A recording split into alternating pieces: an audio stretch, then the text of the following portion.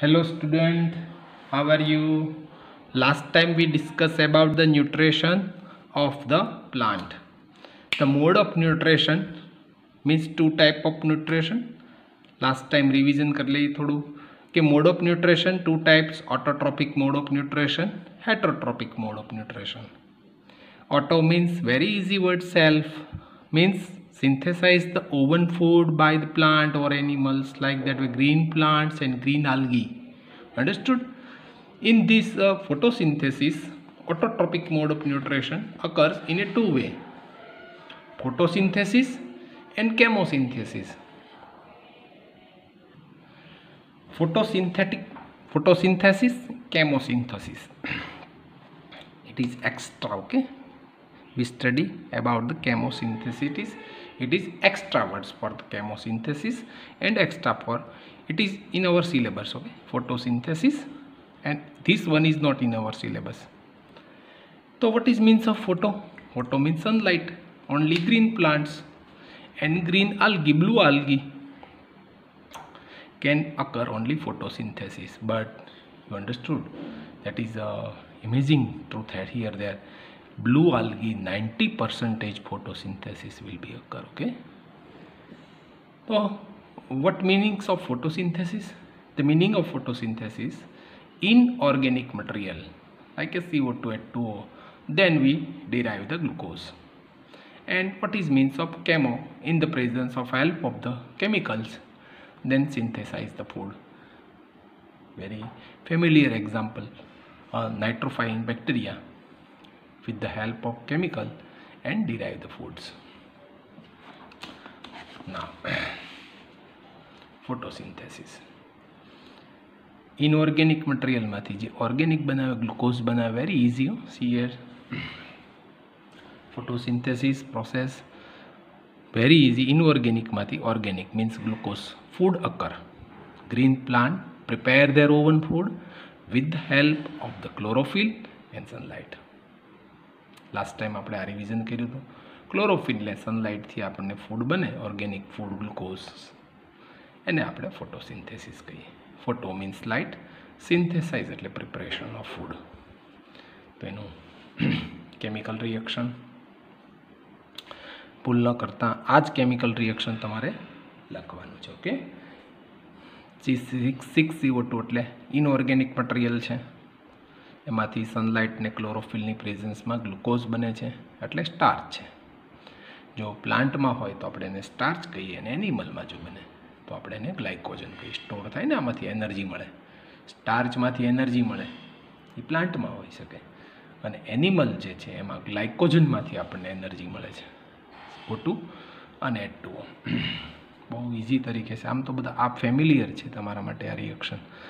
CO2 આપણને એન્વાયરમેન્ટમાંથી મળે છે, H2O આપણને રૂટમાંથી મળે છે. પ્લાન્ટ જો CO2 ટેક કરે એન્વાયરમેન્ટમાંથી અને ઓક્સિજન રિલીઝ કરે. અને ઇમ્પોર્ટન્ટ ટોપિક છે કે ઓક્સિજન જે છે always comes from the water, and glucose it is made up from the carbon dioxide. Okay, કરીએ છીએ. ઓકે, CO2નું રિડક્શન થાય એટલે ગ્લુકોઝ બની જાય છે. આપણે હજી ખૂબ ડેપ્થમાં જવાનું છે, અને ફોટોસિન્થેસિસ ક્યાં થાય છે, actually અકરિંગ photosynthesis in plant, leaf, પણ લીફમાં ક્યાં, આ બધું જ આપણે આગળ શીખવાનું છે. બહુ મજા આવશે, બહુ ઇન્ટરેસ્ટિંગ ટૉપિક છે.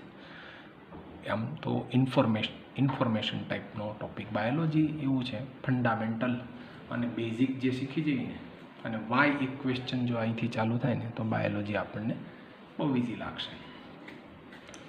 પણ રેગ્યુલરિટી અને કોન્સન્ટ્રેટ હિયર. ઓકે, ચાલો. પ્લાન્ટની અંદર સ્ટોર જો કાર્બોહાઈડ્રેટ થાય એઝ એ સ્ટાર્ચ, અને એમાંથી એનર્જી ડિરાઈવ થાય છે.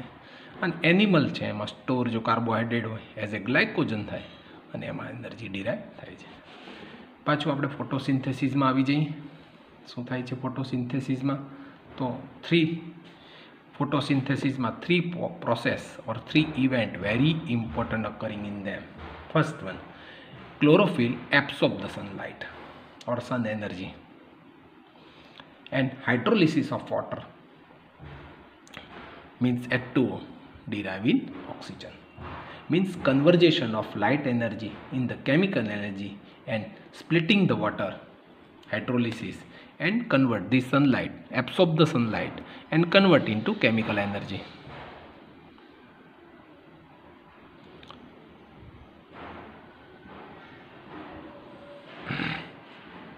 Convert into chemical energy by chlorophyll. Chlorophyll absorb the sunlight and convert into chemical energy. Hydrolysis of water, then oxygen is removed. And third one, very important one, the reductions. Glucose is formation by the reduction of CO2. The main three reaction occurring: reduction, hydrolysis and absorption. Okay. તો હવે આપણે આગળ જોઈએ કે hydrolysis થાય છે, કેવી રીતે સનલાઇટ કામ કરે છે. તો આપણી પાસે ફોટોસિન્થેસિસના 4 મટીરિયલ હતા: સનલાઇટ, ક્લોરોફિલ, CO2, H2O. એમાંથી બે important, very important material sunlight. સનલાઇટની અંદર આપણે થોડું એક્સ્ટ્રા હજી મજા આવી છે. સનલાઇટમાં યુવી, IR અને વિઝિબલ 3 રેઝના બનેલા છે. એમાંથી જે વિઝિબલ છે ને, વિગ્બુયોર, આ શીખી ગયા છો તમે આગળના ધોરણમાં. એ વ્હાઇટ કલરનું બનેલું. 7 colours is made of A white colour. These all 7 color of light equally proportion added, then white color will be form of light. તો વિઝિબલમાં રીતે જે વિગ્બોર એટલે વાયોલેટ કલર છે એમાં 400 નેનોમીટર છે અને રેડ કલરની મેક્સિમમ ફોટોસિન્થેસિસ અકર થાય છે. ગ્રીનમાં મિનિમમ રિફ્લેક્ટ થાય છે. કેમ? કારણ કે ગ્રીન લીફ છે એની પર જ્યારે sunlight fall on the green leaf, તો સનલાઇટ જે છે એમાંથી ગ્રીન કલર છે એનું એબ્સોર્પ્શન થઈ જાય. એટલે મિનિમમ સનલાઇટ જે છે, minimum photosynthesis occur in a green colour of light. વિઝિબલમાં જ થશે. IR તો હીટિંગ ઇફેક્ટ માટે છે અને યુવી તો વેરી હાર્મફુલ, કેન્સર, આપણને સ્કિન કેન્સર કરે છે. હવે એમાંથી chlorophyll A, B, C, D, E અને વિક્ટરિયો ક્લોરોફિલ 6 ટાઈપના છે. જો થોડી વધારાની ઇન્ફોર્મેશન છે, મજા આવશે. ગ્રીન પ્લાન્ટની અંદર, ગ્રીન પ્લાન્ટમાં આપણે પ્લાસ્ટિડ્સ, આપણે 9th સ્ટાન્ડર્ડમાં કેટલીક ઓર્ગનલ્સ જોઈ હતી, એમાં એક ઓર્ગનલ્સ હતી પ્લાસ્ટિડ્સ. These plastids occur only in a plant tissue, plant organelles. Okay, તો પ્લાન્ટ ઓર્ગનલ્સમાં એક પ્લાસ્ટિડ છે અને પ્લાસ્ટિડમાં એક ક્લોરોપ્લાસ્ટ છે અને આ ક્લોરોપ્લાસ્ટમાં ક્લોરોફિલ છે અને આ ક્લોરોફિલ જે છે એનાથી આપણે ફોટોસિન્થેસિસ થાય છે. હવે આજે આપણે લાસ્ટ ટાઈમ બીજા બે રો મટીરિયલ આપણે જોયા છે, carbon dioxide and water. Carbon dioxide, reduction of carbon dioxide, glucose will be formed, and hydrolysis of water, oxygen will be formed. તો વોટર આપણને રૂટ્સમાંથી મળે, રૂટ પ્રેશરથી મળશે, આપણે આગળ શીખશું. ઝાયલમ ટિશ્યુ આમાં કામ કરશે. એમાંય ઝાયલમના 4 ટાઈપ છે અને લીપ સુધી આપણને વોટર પહોંચાડી દેશે. એટલે હાઇડ્રોલિસિસથી આપણને ઓક્સિજન, હાઇડ્રોજન રિમૂવ થશે અને આપણને oxygen comes from the hydrolysis of water. હવે આપણે થોડું આગળ આજના ટોપિકમાં શીખવું છે. ફોટોસિન્થેસિસમાં જ આપણે ડીપમાં કામ કરવું છે કે ફોટોસિન્થેસિસ એકચ્યુઅલમાં ક્યાં થાય છે. હવે આપણે એના જે લીફ અને એ લીફનું ક્રોસ સેક્શન લઈ અને આપણે જોવું છે એકચ્યુઅલમાં photosynthesis occur in a leaf. Okay, don't mind, in a leaf. Okay, yes, photosynthesis occur in a green plant and also fixed place leaf. Okay, that is a cross section area of the leaf. That is a cross section area of the leaf. In the leaf, chloroplasts are presence of the organelles in the cells of a green plant which contain only chlorophyll. એટલે એક આખું chloroplast છે. When the photosynthesis take place, occurs only organelles like a chloroplast, which is presence in the photosynthetic cell is called mesophyll. આ mesophyll નામની એક tissue છે, આ cell છે mesophyll સેલ. આ mesophyll cell of the green plant, in other word photosynthesis cell of the leaf is chloroplast, એટલે photosynthetic tissue આખી. અને એક આજે આખી બિગ ટીસ્યુ છે ને, જો ફ્રેન્ડ્સ બહુ આમાં લીફનો આ ક્રોસ સેક્શન છે, અને ક્રોસ સેક્શનની અંદર આપણે ક્યાં જઈએ છીએ, અને એને એક સ્ટ્રક્ચર ઓફ લીફ છે આખું, અને એમાંય આપણે ક્લોરોપ્લાસ્ટની યુનિટ છે, આખું ક્લોરોપ્લાસ્ટ છે, ફોટોસિન્થેટિક સેલ છે. અને એમાં એક મિઝોફિલ નામનું સેલ છે, અને આ મિઝોફિલ સેલ આખો આપણને હાઇલાઇટ કરેલો છે. હવે શું છે આખું મિઝોફિલ સેલની અંદર ક્લોરોપ્લાસ્ટ છે. ઉપર જે છે ક્યુટિકલનું અપર એપિડર્મિન છે, ક્યુટિકલ છે આખું. વચ્ચેના પાર્ટમાં આપણને પ્લાસ્ટિડ્સ લેયર છે, એટલે આ આપણું ક્લોરોપ્લાસ્ટ છે. જો આ પ્લાસ્ટિડ છે, કેટલા બધા એર સ્પેસ છે. પાછું વચ્ચે સ્પોન્જી લેયર છે, ત્યાં ક્લોરોપ્લાસ્ટ છે. ગ્રીન કલરના જે ટપકા દેખાય છે ને ફ્રેન્ડ્સ, એ ક્લોરોપ્લાસ્ટ છે બધા.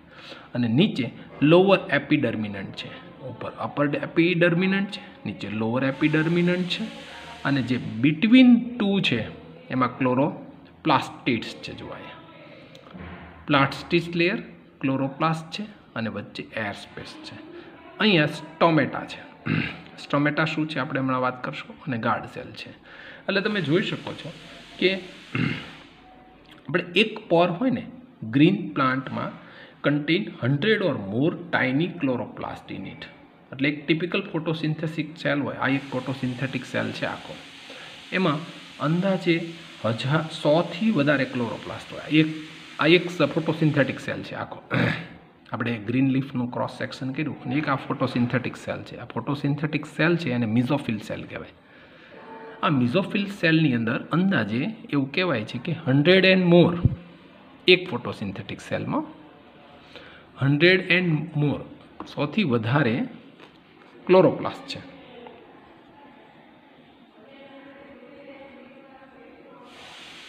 આ તમે કાઉન્ટ કરો તો 100થી વધારે ક્લોરોપ્લાસ્ટ હોય એક. જો ફરીથી એક લીફમાં નહીં, એક મિઝોફિલ સેલમાં, એક જ સેલની વાત છે.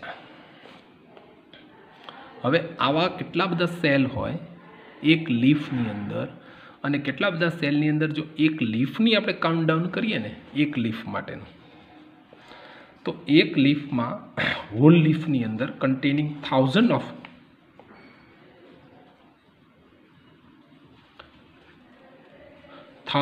ફોટોસિન્થેટિક સેલ હોય,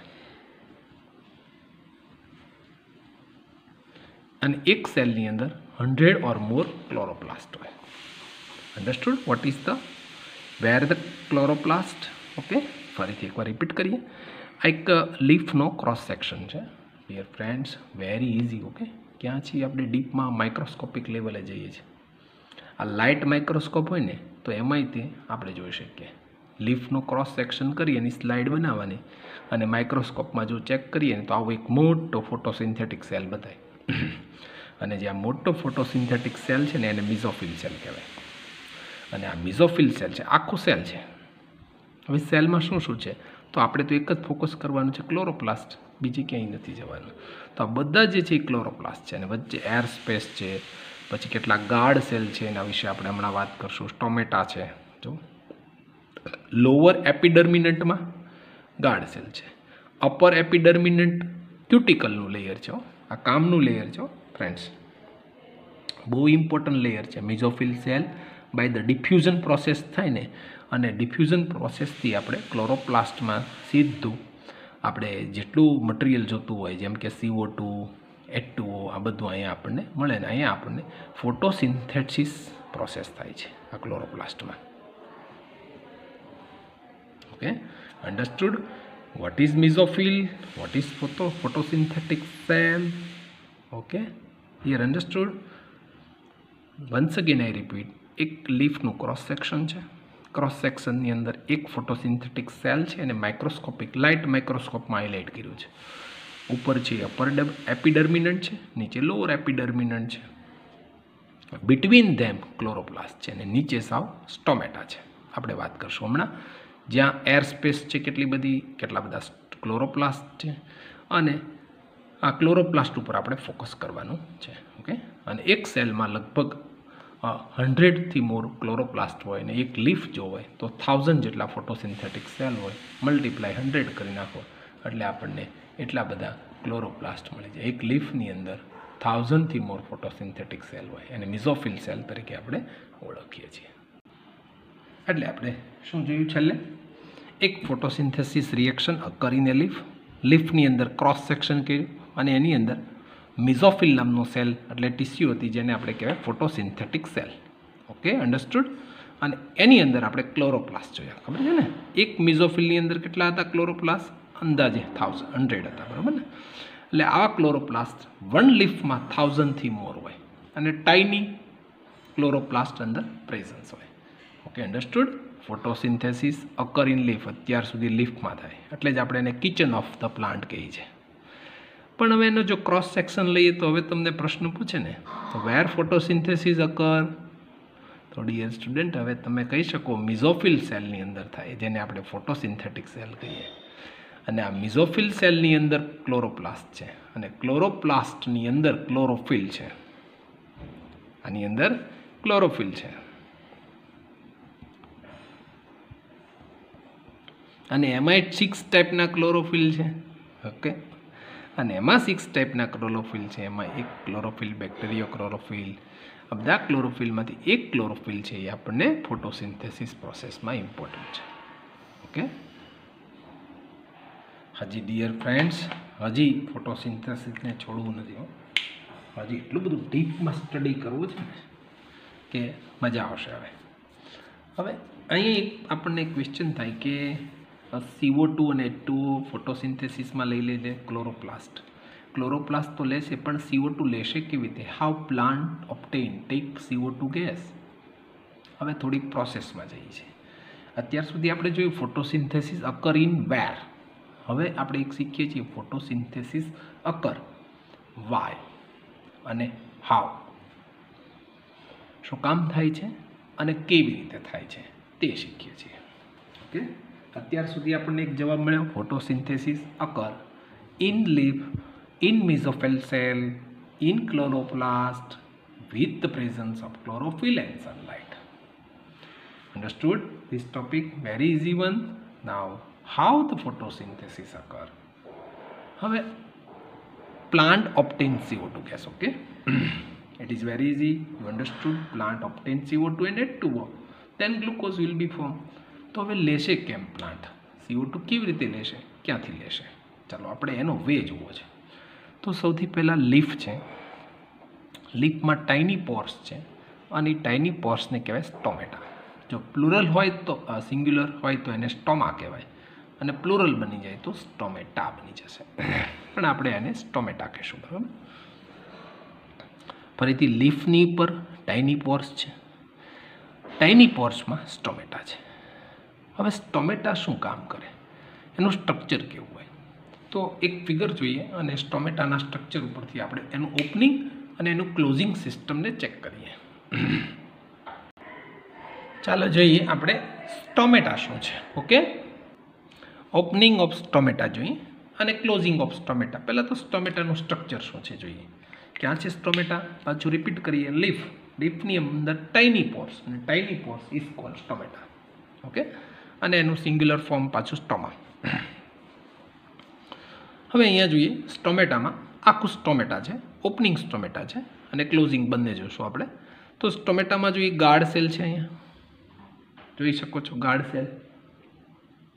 ફરતા જે છે ને બંને ગાર્ડ સેલ છે. એની અંદર તમે જુઓ છો ક્લોરોપ્લાસ્ટ છે. આ જે નાના ટપકા છે એ ક્લોરોપ્લાસ્ટ છે. ઓકે,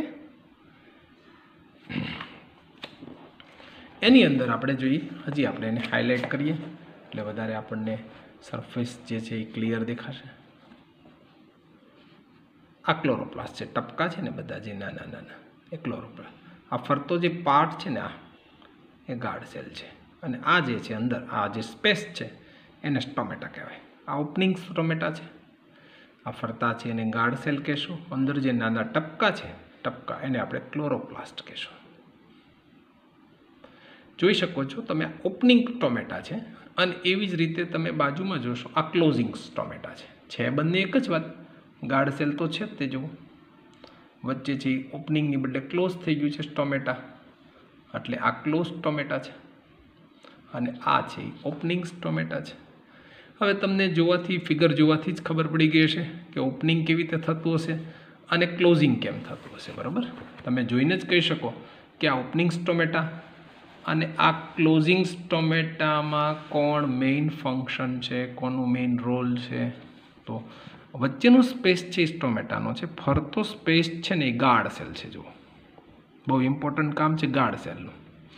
જે ગાર્ડ સેલ છે મીન્સ આવી રીતનું સ્ટ્રક્ચર છે, આમ છે. જુઓ, આમ આ ગાર્ડ સેલ છે અને આ ગાર્ડ સેલ ઓપનિંગ ક્લોઝિંગ, આ ઓપનિંગ અને આ ક્લોઝિંગ, આ ઓપનિંગ અને આ ક્લોઝિંગ આવી સ્ટ્રક્ચર થાય છે. એટલે ગાર્ડ સેલ જે છે એ બહુ ઇમ્પોર્ટન્ટ રોલ અહીંયા ભજવે છે. તો શું થશે ગાર્ડ સેલમાં? તો ગાર્ડ સેલમાં જ્યારે ઇસ ટોમેટા પોર્સ છે એમાં surrounding by the layers is called guard cell. Opening and closing process control by guard cell because it is covered by guard cell. તો પોર્સ ઓફ સ્ટોમેટા ઓપનિંગ ક્યારે થાય અને પોર્સ ઓફ સ્ટોમેટા ક્લોઝિંગ ક્યારે થશે? તો guard cell જે છે એની અંદર જ્યારે વોટર આવશે, flows into it, water flows into the guard cell, then it swell, and then it is open the stomata, then carbon dioxide enter in it. Understood? અને તે જ રીતે ગાર્ડ સેલ ક્લોઝિંગ ક્યારે થશે? whenever the water is evaporate the water from it, and then guard cell is shrink down. Guard cell is shrink. Straight એટલે કડક બની જાય અને શ્રિંક થઈ જાય. અને જેવા શ્રિંક થાય એટલે CO2 એન્ટર્સ થવાનું બંધ કરે અને CO2 જેવું એન્ટર્સ થવાનું બંધ કરશે એટલે ત્યાં CO2 આવશે નહીં, ફોટોસિન્થેસિસ બંધ થઈ જશે. ઓકે, તો ગાર્ડ સેલનું ઓપનિંગ અને ગાર્ડ સેલનું ક્લોઝિંગ જે છે એના ઉપર સ્ટોમેટા ઓપનિંગ અને ક્લોઝિંગ થશે. અને જો સ્ટોમેટા ઓપનિંગ અને ક્લોઝિંગ થશે ને તો જ ફોટોસિન્થેસિસ થશે, કારણ કે કાર્બન ડાયોક્સાઇડ તો જ એન્ટર થશે. હવે અહીં એક તમને પ્રશ્ન થાય કે ક્લોઝિંગ ક્યારે થશે અને ઓપનિંગ ક્યારે થશે? જો એને પૂરતું પાણી મળશે તો કાર્બન ડાયોક્સાઇડ તો આવવાનું જ છે, પાણી આવવાનું છે, પણ સનલાઇટ પ્રેઝન્સ હોવી જોઈએ. એટલે photosynthesis occur in only day time. Okay, કારણ કે સનલાઇટ નથી એની પાસે. અને photosynthesis do not occur in night time. પાછું ફોટોસિન્થેસિસની લાસ્ટ ટાઈમ આપણે રિએક્શન જોઈ છે, એમાં જોઈએ ફોટોસિન્થેસિસમાં આપણે જોયું છે કે ઓક્સિજન રિમૂવ ફ્રોમ ઇટ. તો નાઇટ ટાઈમમાં ઓક્સિજન રિમૂવ નહીં થાય કારણ કે સનલાઇટ નથી, એટલે ફોટોસિન્થેસિસ થવાનું નથી. તો ઓક્સિજન ત્યાંથી રિમૂવ નહીં થાય. એટલે જ આપણે કહીએ છીએ ને રાત્રે વૃક્ષની નીચે સૂવું જોઈએ નહીં, કારણ કે ફોટોસિન્થેસિસ થાય નહીં, રેસ્પિરેશન જ થાય, એકલો કાર્બન ડાયોક્સાઇડ રિલીઝ થાય. ઓકે, ચાલો હવે આપણે આ જ ફોટોસિન્થેસિસમાં કામ કરે છે. તો stomata, how plant obtain CO2, leaf, tiny pores is called stomata. It is structure of stomata. You know very well about the structure of stomata. Its stomatal pores means stoma is surrounded by the pairs of guard cell, and guard cell opening and closing of the pores of closing is controlled by guard cell. Guard cell જ એનું controlling કરે ને. કેમ controlling કરે? પાછળનું structure જોઈ. જો આવું સ્ટ્રક્ચર છે, આ ગાર્ડ સેલ છે, આ ને આ બે. આ ગાર્ડ સેલ હોય તો કંટ્રોલિંગ કરે. આમ ગાર્ડ સેલ છે એ ગાર્ડ સેલ છે શ્રિંક થાય તો ક્લોઝ થશે. જો ગાર્ડ સેલ સ્વેલ થશે તો પાછા ઓપન થશે. અને આ જે છે એનું સ્ટોમેટા છે. જો આમાં પાણી ખૂબ ભરાશે, flows water in it, then it is open, and evaporate the water in it, then shrink. Water flows in the guard cell, then it is swell, and then it is open, then enter CO2, photosynthesis will be occur. If pores closing ક્યારે થાય? guard cell loses the water by evaporation process, then it is shrink, then close the stomata, no enter CO2, no photosynthesis occur in it. હવે આ સ્ટોમેટાનો role શું છે? What is function? શું function છે? તો આના ઉપરથી જ તમે કહી શકો પહેલું function O2 out through the સ્ટોમેટા. કેમ O2 આઉટ? કારણ કે ત્યાં ફોટોસિન્થેસિસ થાય છે ને. ફોટોસિન્થેસિસમાં O2 છે એ બાય પ્રોડક્ટ છે આપણા માટે, એટલે O2 આઉટ થ્રુ ધ સ્ટોમેટા, કારણ કે ફોટોસિન્થેસિસ થાય એટલે ઓક્સિજન રિમૂવ થશે. બીજું, સ્ટોમેટાનો બીજો ઇમ્પોર્ટન્ટ રોલ છે, ઓક્સિજન અને CO2 નું એક્સચેન્જિંગ થાય છે. કેવી રીતે? કાર્બન ડાયોક્સાઇડ એટમોસ્ફિયરમાંથી આવે છે અને ઓક્સિજન છે એટમોસ્ફિયરને પાછું દે છે. હવે exchange of gaseous of plant take place through the stomata in the leaves. લીવ્સની અંદર જે સ્ટોમેટા છે આ ગેસનું એક્સચેન્જિંગનું બહુ ઇમ્પોર્ટન્ટ કામ કરે છે. એટલે જ કહેવાય છે ને કે સ્ટોમેટા એ આપણું કિચન છે આમ તો, કારણ કે ત્યાં જ તે આ ફોટોસિન્થેસિસની રિએક્શન થાય છે. હવે આ ફોટોસિન્થેસિસ થઈ ગયું, સ્ટોમેટા આવી ગયું, પણ કેટલાક પ્લાન્ટ એવા છે જ્યારે કે બ્રોડ લીવ્ડ પ્લાન્ટ છે, બ્રોડ લીવ્ડ પ્લાન્ટ હોય એમાં સ્ટોમેટા occurs only in the lower surface હોય. જો જેટલા સ્ટોમેટા વધારે હશે ને તો આપણું ફોટોસિન્થેસિસ સારું થશે, પણ દરેક પ્લાન્ટની અંદર આવું થઈ ન શકે. બ્રોડ લીવ્ડ પ્લાન્ટ હોય ત્યાં સ્ટોમેટા occurs in only lower surface of the leaf. તો જ્યાં lower surface of the leaf હોય તો ત્યાં સ્ટોમેટાનું કામ બરાબર થઈ ન શકે, એટલા માટે ત્યાં આગળ લોઅર સરફેસમાં ઓછું ફોટોસિન્થેસિસ થશે. પણ કેટલાક નેરો લીવ્ડ પ્લાન્ટ હોય એમાં સ્ટોમેટા occurs in equally distributed in both side, upper side અને લોઅર સાઈડ, બે બાજુ સરખા સ્ટોમેટા હોય. અને જો સરખા સ્ટોમેટા હશે તો આપણું કામ સારું થશે. તો આપણે પહેલું એક રો મટીરિયલ શીખ્યા કે carbon dioxide enters in stomata, photosynthesis occur. હજી એક બીજું મટીરિયલ છે આપણી પાસે જેને આપણે કહીએ છીએ વોટર. તો હવે વોટરને આપણે ઉપર પહોંચાડવાનું છે. પાછું ટોપિકનું રિવિઝન આપણે એક શીખીએ છીએ photosynthesis occur why and how. Photosynthesis how plant obtain H2O. આપણે એક શીખ્યા કે હાઉ પ્લાન્ટ ઓબ્ટેન CO2. હવે શીખવું છે how plant obtain H2O. Okay, તો રૂટ્સમાંથી ઓસ્મોસિસ પ્રેશરથી લેન્ડમાંથી સીધું રૂટમાં H2O આવે. What is called osmosis? Understood? 9th સ્ટાન્ડર્ડમાં તમે 3 ટાઈપના ઓસ્મોસિસ શીખ્યા છે, યાદ છે કે નહીં? પેલું દ્રાક્ષ છે ને, ગ્રેપ્સમાં વોટર અંદર આવી જતું હતું, યાદ છે? હું થોડો કન્સેપ્ટ કહી દઉં. શું છે ઓસ્મોસિસ?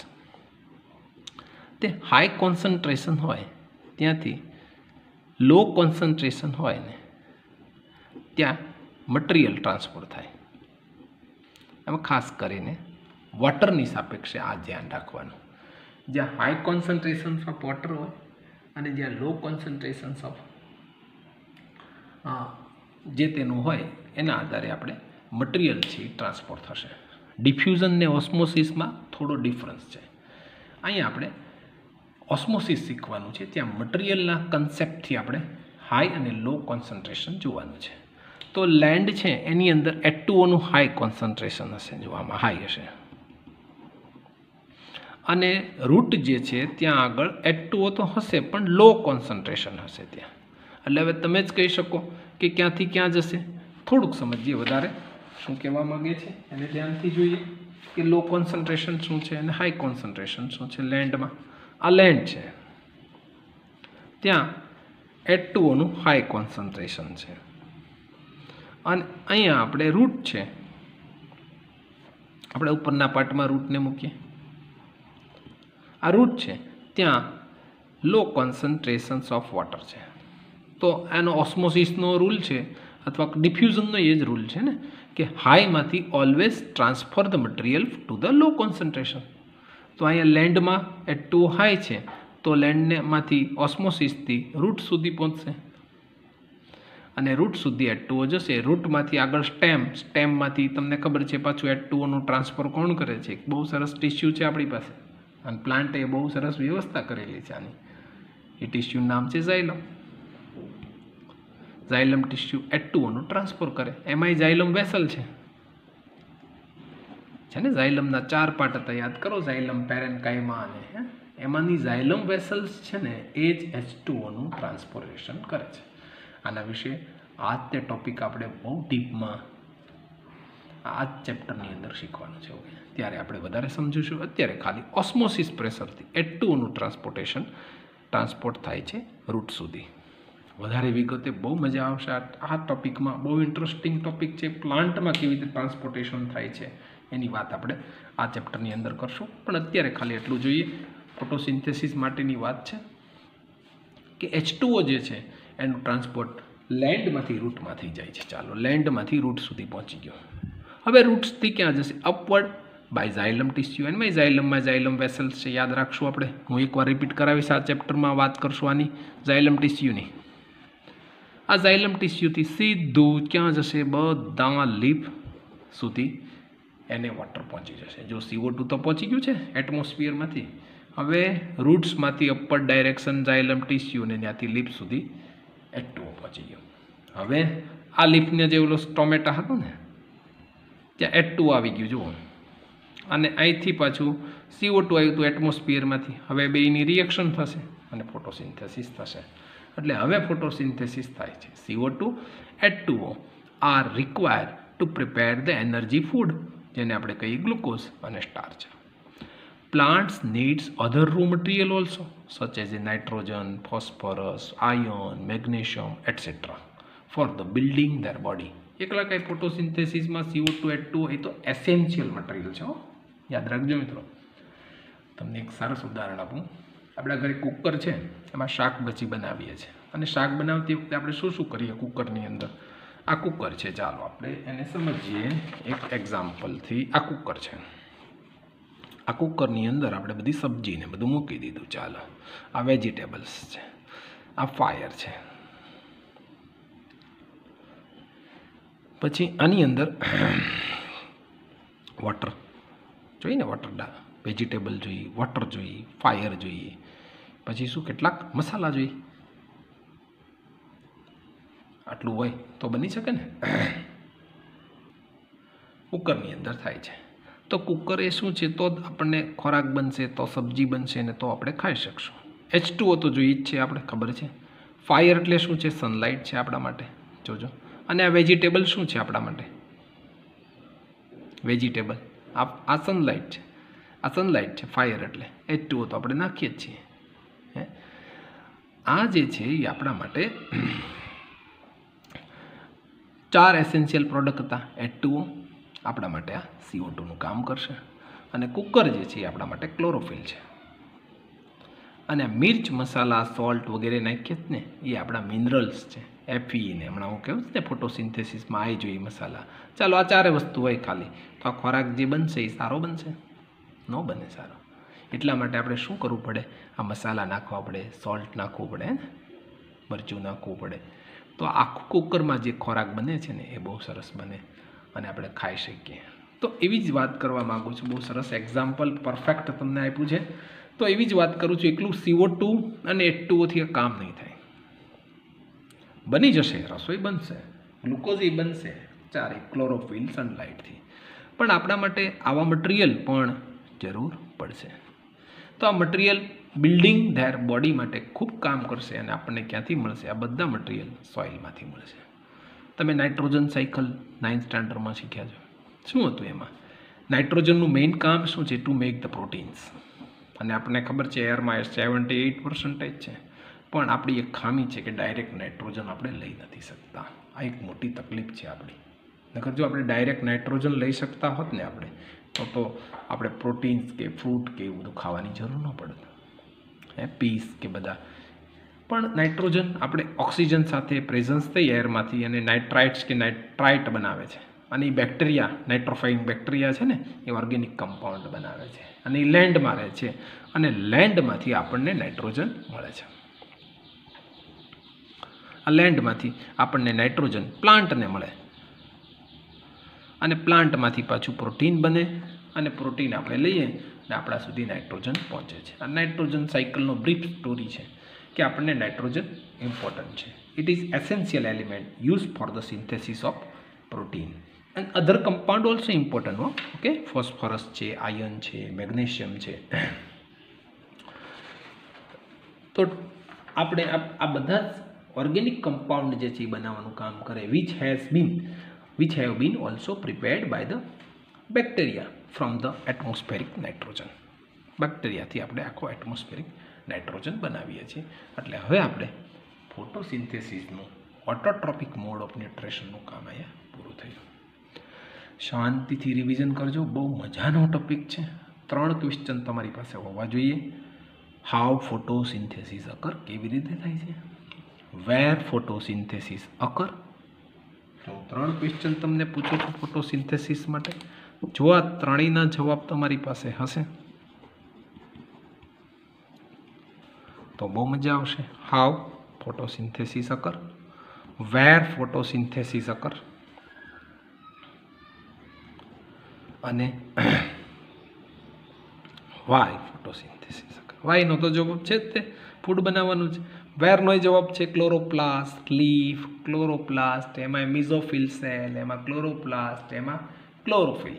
અને હાવ અકર તો પાછું આખી પ્રોસેસ જોવી પડે. CO2, H2O, CO2 જાય છે સ્ટોમેટામાં, H2O પાછું રૂટથી સ્ટોમેટામાં, અને સ્ટોમેટામાં આખી પ્રોસેસ થાય છે. જો આ 3 ક્વેશ્ચનના તમારી પાસે આન્સર હશે તો photosynthesis very very interesting here. Okay, now we will study about the another mode of nutrition is called heterotropic mode of nutrition. તમે આમ તો આના વિશે છેલ્લે એક લેક્ચરમાં આપણે શીખ્યા હતા કે હેટ્રોટ્રોપિક મોડ ઓફ ન્યુટ્રિશન કોને કહેવાય, અને એના વિશે મેં તમને એક યાદ કરો ફર્સ્ટ લેક્ચરમાં હેટ્રોટ્રોપિક મોડ ઓફ ન્યુટ્રિશનની વાત કરી હતી, અને આપણે 2 પાર્ટ બનાવ્યા હતા હેટ્રોના, અને can not synthesize the food એમ કરીને અને આપણે એની વાત મૂકી દીધી. હવે આપણે એ જ વાતને આગળ વધારવું છે કે હેટ્રોટ્રોપિક મોડ ઓફ ન્યુટ્રિશન એની અંદર શું હોય.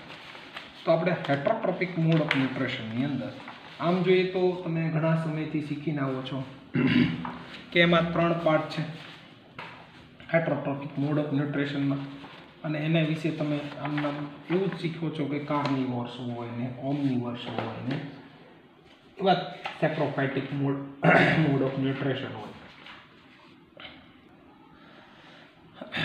ચાલો આપણે સેકન્ડ મોડ ઓફ ન્યુટ્રિશનમાં જઈએ છીએ. ઓટોટ્રોપિક મોડ ઓફ ન્યુટ્રિશન ફોટોસિન્થેસિસનું કામ પૂરું થયું. હવે આપણે એક બીજા મોડ ઓફ ન્યુટ્રિશનમાં જઈએ છીએ જેનું નામ છે હેટ્રોટ્રોપિક મોડ ઓફ ન્યુટ્રિશન. ત્યાં આપણે એક વાત કરી હતી, હેટ્રો મીન્સ ડિફરન્ટ અથવા ડિપેન્ડિંગ ઓન ધ અધર. બીજા વર્ડ્સમાં કહી, do not synthesize their own food. Okay, તો આ હેટ્રોટ્રોપિકના આપણે મેઇન 3 ટાઈપ છે, saprophytic mode of nutrition, parasitic mode of nutrition, અને ત્રીજું છે હોલોજોઇક મોડ ઓફ ન્યુટ્રિશન. આ 3 સ્ટેપ આપણે શીખ્યા છીએ. પરંતુ આપણે હવે આ સેપ્રોફાઇટિક મોડ ઓફ ન્યુટ્રિશનમાં કોને કહેવાય એનો મિનિંગ્સ છે રોટન. રોટન એટલે શું? સડેલું, જે સડી જાય ને, ફેંકી દઈએ, બગડી જાય, જેને આપણે કહીએ ને ગુજરાતીમાં. રોટન એટલે સડેલું. ડેડ પ્લાન્ટ હોય કે એનિમલ હોય કે અથવા પર્ણ કે જે લીવ્સ જે પડી ગયા હોય અને એ બધા ડેડ થયા હોય એમાંથી જે ન્યુટ્રિશન લેતા હોય, જે ખાતા હોય, એને સેપ્રોફાઇટિક મોડ ઓફ ન્યુટ્રિશન કહેવાય. એમાં ખાસ કરીને ફંજીયા કામ કરે, એટલે મશરૂમ છે અને બેક્ટેરિયા છે, બહુ ઇમ્પોર્ટન્ટ રોલ ભજવે છે. આપણું આમ જોઈએ ને તો આપણું ઓર્ગેનિક ફૂડ તૈયાર કરે છે, ફર્ટિલાઇઝર બનાવે છે. હવે પેરાસાઇટિક મોડ ઓફ ન્યુટ્રિશન આ તમે શીખ્યા છો, આગળ નામ ઉપરથી ખબર પડી જશે. Derives their food from the other body of the other body material another living organism. જો એ લિવિંગ ઓર્ગેનિઝમ છે અને અહીંયા ડેડ પ્લાન્ટ છે, યાદ રાખશો. હમણાં આપણે આગળની પછી થોડી વાત કરવી છે. ડેડ છે અને આ લિવિંગ છે. ધ ઓર્ગેનિઝમ ઓબ્ટેઇન ફૂડ, એને પેરાસાઇટ કહેવાય. The organism whose the body food obtain is called host. એટલે કહેવા શું માગે છે, એમાંય બહુ અગત્યનું એક્ઝામ્પલ કસ્કટા, અમરબેલ અને પ્લાઝ્મોડિયમ છે, લીચ છે, લાઇસિસ છે, આ બધા પેરાસાઇટ્સ છે. જેમ કે માથામાં આપણને લીખો પડે છે ને, લેસ, એ બધું શું છે, આપણા માથામાંથી પોષણ મેળવે છે, ન્યુટ્રિશન મળે છે. તો એ લીચ છે ને એ પેરાસાઇટ્સ છે ને આપણે એના હોસ્ટ છે. સ્મોલ ઇન્ટેસ્ટાઇનમાં છે ખબર ને, વોર્મ છે ને બધા, એ વોર્મ શું છે, એ પેરાસાઇટ છે, આપણે એના હોસ્ટ છીએ. એમાં બહુ ઇમ્પોર્ટન્ટ એક્ઝામ્પલ કસ્કટા, ગુજરાતીમાં આપણે તેને અમરવેલ કહીએ છીએ અને એ આધાર લઈ અને આમ ચડતી જાય છે. એ કસકટા છે ને એ પેરાસાઇટ છે, જે બીજા ડાળી નાની નાની છે એ ટ્રીસ એને આધાર આપે છે, એ બધા હોસ્ટ છે. હોલોજોઇક મોડ ઓફ ન્યુટ્રિશન આ બહુ ઇમ્પોર્ટન્ટ છે, આના વિશે આપણે આગળ શીખવાનું છે. ટેક સોલિડ મટીરિયલ એટલે કોમ્પ્લેક્સ ફૂડ લે છે બાય 5 સ્ટેપ્સ. 5 સ્ટેપ્સથી કોમ્પ્લેક્સ ફૂડ લેતા હોય. જુઓ કયા 5 સ્ટેપ્સ? ઇન્જેક્શન હોવું જોઈએ, ડાયજેશન, એબ્સોર્પ્શન, એસાઇલેશન અને ઇન્જેક્શન. આ બધા સ્ટેપ્સની આપણે આગળ હમણાં ને પછીના લેક્ચરમાં ડિસ્કશન. જે 5 સ્ટેપમાં જેનું ન્યુટ્રિશન થતું હોય ને એને હોલોજોઇક કહેવાય. આમ જોઈએ કોમ્પ્લેક્સ ફૂડ લે છે. હ્યુમન બીંગ્સ લઈ લઈને આપણે લ્યો ને સોલિડ ફૂડ લે છે. અમીબાઈ આ કામ કરે છે. તો હોલોજોઇક મોડ ઓફ ન્યુટ્રિશન કોને કહેશું? જે 5 સ્ટેપમાં કામ કરે છે એને હોલોજોઇક મોડ ઓફ ન્યુટ્રિશન કહેશું. તો આ બહુ જૂની અને જાણીતી વાત છે, જે હોલોજોઇક મોડ ઓફ ન્યુટ્રિશનમાં તમે થોડું જાણો છો આના વિશે. પણ એકચ્યુઅલમાં આપણી ટેક્સ્ટબુકમાં જે એનસીઆરટી લેવલની ટેક્સ્ટબુક છે એમાં હેટરોટ્રોપિક મોડ ઓફ ન્યુટ્રિશનની અંદર કંઈક બીજી વાત, આ જ વાતને જુદી રીતે ડિફરન્ટ વેથી લખેલી છે. શું કહે છે? તો આપણી ટેક્સ્ટબુકમાં કહે છે કે depending on the types of availability of food. Food કેવા પ્રકારનું છે? ફૂડ 2 ટાઈપના છે. એક ફૂડ સ્ટેશનરી હશે અને એક મોબાઈલ ફૂડ હશે.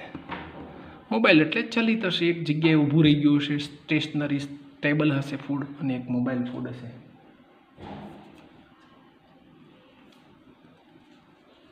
અને બીજું હાઉ ઇટ ઓબ્ટેઇન બાય ઓર્ગેનિઝમ, કેવી રીતે તે લે છે એના આધારે પાછા પાર્ટ પાડશું. તો ચાલો પહેલો ટાઈપ જે છે એનું જોઈએ. ડિપેન્ડિંગ ધ ફૂડ, કેવું ફૂડ છે? જો ફૂડનો સોર્સ સ્ટેશનરી હશે તો ગ્રાસ જે સ્ટેશનરી ફૂડ છે તેને ખાય છે કોણ? કાવ છે ને. પ્લાન્ટ કેટલાય સ્ટેશનરી છે, એને આ બધા કાર્નિવોર્સ, ઓમ્નિવોર્સ ને એ બધા છે ને, એમાં હર્બીવોર્સ આ બધું ખાય છે. આ સ્ટેશનરી ફૂડ ખાય છે હર્બીવોર્સ. અને કેટલુંક ફૂડ મોબાઈલ છે. મોબાઈલ એટલે ચાલે છે, પોતાની મૂવમેન્ટ પ્રમાણે કામ કરે છે. તો ડિયર છો મોબાઈલ ફૂડ છે, એને કોણ ખાય છે? લાયન છે, ટાઈગર, આ બધા મોબાઈલ ફૂડને ખાનારા છે. જો થોડું જુદું છે આપણા માટે. ઓકે, હવે ફૂડ જે છે આ બીજા નંબરનું, how it is obtain by organism, કેવી રીતે ફૂડને ઓબ્ટેઇન કરે છે ઓર્ગેનિઝમ, એના આધારે પાછા ટાઈપ બનાવ્યા છે. કે ધારો કે એ ફૂડ છે એ બ્રેકડાઉન થતું હોય, food outside the body breakdown થાય અને એનું એબ્સોર્પ્શન થાય. ધારો કે ફંજી, ઈસ્ટ, મશરૂમ. યાદ કરો, આ જ ફૂડને આપણે શું હોલોજિક મોડ આપણે એને લીધા છે સેપ્રોફાઇટિક મોડમાં લીધા છે ને.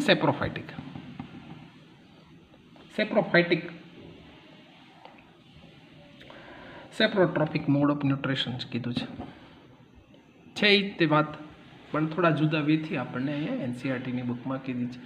Breakdown the food inside hour body, અંદર થાય, એબ્સોર્પ્શન થાય. હ્યુમન બીંગ્સ આપણે એને હોલોજોઇક કીધા છે. તો વાત એની એ જ છે, પણ થોડા જુદા વેથી કરેલી છે. આપણે એ રીતે આપણે શીખશું અને લખશું પણ એ રીતે જ. હવે વિથઆઉટ કિલિંગ કરે, એ પેરાસાઇટ છે, કિલ ના કરે, મારી ના નાખે. જો અહીંયા ઉપરના 2 ફૂડ જુઓ, અહીંયા આ જે છે એબ્સોર્પ્શન હોલોજોઇક ફૂડ છે ને, એ આખા એનિમલને મારીને ખાઈ જાય છે. જ્યારે હવે વિથઆઉટ કિલિંગ થાય છે પેરાસાઇટિક મોડ ઓફ ન્યુટ્રિશનમાં. જો કસકટા છે એ વિથઆઉટ કિલિંગ, અમરબેલ, ટિક્સ, લાઇસિસ, લીચીસ, ટેપવોર્મ છે ને આપણા સ્મોલ ઇન્ટેસ્ટાઇનમાં રહે છે, અને આપણને આમ જોઈએ તો આ પેરાસાઇટિક મોડ ઓફ ન્યુટ્રિશનમાં પણ આવી શકે છે. અને હજી તમે જાણીતા એક્ઝામ્પલ તમને આપું, હર્બીવોર્સ છે, ઇટ ઓનલી પ્લાન્ટ લાઈક એ કાવ. કાર્નિવોર્સ કેટલા છે? It other animal like A lion ને ટાઈગર છે. ફ્રોગ આવે છે, અહીંયા એક ધ્યાન રાખશું, ફ્રોગ પણ કાર્નિવોર્સમાં આવશે.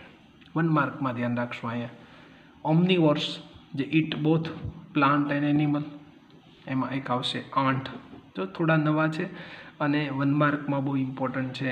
હ્યુમન છે, ડોગ છે, ક્રો, સ્પેરો, આ બધા ઓમ્નિવોર્સ છે. 1 માર્કમાં પૂછાયેલું છે મિત્રો. એકવાર 1 માર્કની અંદર કોક્રોચ પૂછાયેલું છે, ઓમ્નિવોર્સ છે. બરાબર. તો આ રીતે હેટરોટ્રોપિક મોડ ઓફ ન્યુટ્રિશન છે આપણી ટેક્સ્ટ બુકમાં. થોડો વે જુદો છે, ડિફરન્ટ છે, પણ છે તમે સમજ્યા છો એ જ છે. બહુ ચાર્ટ અને બહુ સમજી શકાય તેવી રીતે બાયફર્ગેટ કરીને તમને અહીંયા મૂકેલું છે. અને સેપ્રોફાઇટિક, પેરાસાઇટિક અને હોલોજોઇક તો છે જ, એમના પણ પાર્ટ હર્બીવોર્સ, કાર્નિવોર્સ અને ઓમ્નિવોર્સ છે. Thank you very much. આપણે હોમવર્કની અંદર તમારે આ જ કામ કરવાનું છે. પાછું એકવાર ઓટોટ્રોપિક, હેટરોટ્રોપિક્સનો ડિફરન્સ છે એ બનાવવાનો છે. અને ઓટોટ્રોપિક મોડ ઓફ ન્યુટ્રિશનને હજી એક વખત સારી રીતે વાંચવાનું છે અને એકવાર પાકું કરીને પછી લખવાનું છે. ઓકે, નેક્સ્ટ લેક્ચરની અંદર આપણે બહુ ઇન્ટરેસ્ટિંગ ટૉપિક એવા હોલોજિક મોડ ઓફ ન્યુટ્રિશન છે ને, એમાં આપણે 2 એનિમલ, એક અમીબા અને હ્યુમન બિંગ્સનું ડાયજેશન અને એમાં થતું હોલોજિક ન્યુટ્રિશન કેવી રીતે થાય છે એ આપણે શીખીશું. ઓકે, બહુ મજાનું ઇન્ટરેસ્ટિંગ કામ છે, લાઈફ પ્રોસેસ, બહુ મજા આવશે. બાયોલોજીની અંદર આપણે આગળ શીખતા જઈશું. પણ હોમવર્કની અંદર હેટ્રો ને ઓટોટ્રોપિકનું ડિફરન્શિએટ કરવાનું અને ઓટોટ્રોપિક મોડ ઓફ ન્યુટ્રિશનને ડિટેઇલમાં તમારે લખવાનું છે. Thank you very much.